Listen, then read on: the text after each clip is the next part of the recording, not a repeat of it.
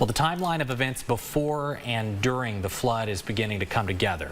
This comes as search and rescue missions are now entering their 5th day this morning. GMA's Marshall Farmer joins us to break down the warnings leading up to the flooding and the events that happened during it. Morning, Marshall. Good morning to you. Information on how that flooding response unfolded is becoming more clear each day. That includes when flood warnings were sent out, people having issues getting those warnings, and how quickly those flood waters rose during that time.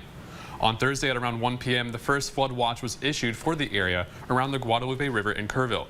That watch was upgraded to a warning at 1:14 and Friday morning for Kerr County. 3 hours later, the National Weather Service upgraded that warning to a flash flood emergency.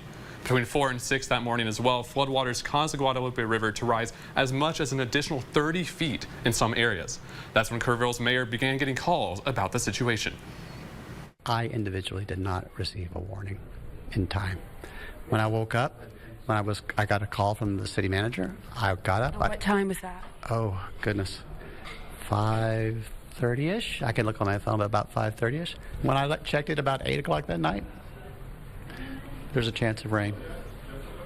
But I did not see a flood warning. I did not receive a flood notification.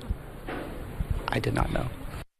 Some other survivors of the flooding say they also didn't receive warnings before the floods hit them. The exact reasoning behind that is still being worked out, but the main focus at this time is continuing search and rescue missions and giving families a chance to grieve. Lane, Deanna. Absolutely, Marshall, thank you. If you're looking for a way to help those affected by the flood or where to make donations, just scan the QR code on your screen, or you can also visit kltv.com or ktre.com and click on the big red box.